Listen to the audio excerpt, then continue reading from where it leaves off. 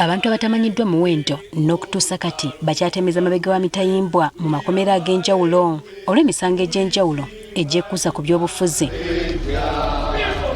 Bano bakwatibwa okuviira ddala mu mwaka gwa 2020 ng'eggwanga liri mu kakwege w'okulonda kwa 2021 n'okutuusa olwaleero. Kati bwe yabadde agenze okwetaba ku mukolo gw'okusibulula abasiraamu mu maka g'obwa pulezidenti Entebbe akawungeezi k'eggulo, Mufti wa Uganda Sheikh Shaban Ramathan Mubajje olwaweereddwa omukisa okwogerako mu maaso g'omukulembeze w'eggwanga kye yatuukiddeko. Ono yasabye pulezidenti Museveni okwekuba mu kifuba addire mu basibe bonna abali mu makomera abasibe olw'eby'obufuzi bateebwe.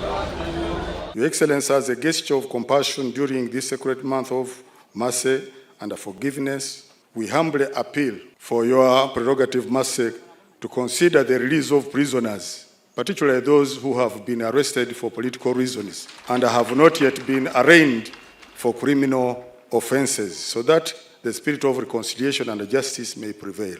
Mubajje yategeezza Museveni ng'abantu bano bangi ku bo bwe beetaba mu bumenyi bw'amateeka mu butaamanya nga bamu bamala kubuzaabuzibwa ate abalala babikola lwa kinyumu. Abantu abo, Your Excellency, abamu baabuzibwa naddala abavubuka baffe baabuzibwa tebakola ebikolobero naye nga waliwo abagiraki abaabakulembera. N'olwekyo bano abato be baabuza nga bw'oyogera bulijjo tusaba obasonyiwe bakomewo bayize.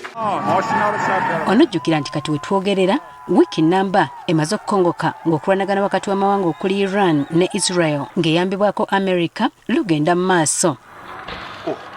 Olw'okuba nti Pulezidenti Museveni ye ssentebe w'omukago ogugatta amawanga ga nampawengwa ogwa Non-Aligned Movement nga n'amawanga gali mu lutalo bakiise, yategeezezza nga bwe yasisinkanidde abakulembeze b'amawanga gano nga bakatandika olutalo lw'ebigambo wabula ne beerema nga kati byavuddemu bigenda kukosa ensi yonna. What is happening now in the Middle East is something we have discussed with those leaders. I have already discussed with those leaders. All of them, they are all our friends. Ono ategeezezza nga abakulembeze mu mawanga gano gonna bwe bali banywanyi be era nga basisinkanyeko ne boogerezeganya ku nsonga ez'enjawulo ku kunaawula entalo. The Israelis are our friends, the Iranians are our friends, the UAE are our friends, the Qataris are our friends, the Saudis, the Americans. Agamba nti entalo ez'ekika kino zisinza kuva ku bakulembeze mu mawanga gano buli omu okwemanya eryanyi. But the whole problem starts with what we call in English chauvinism.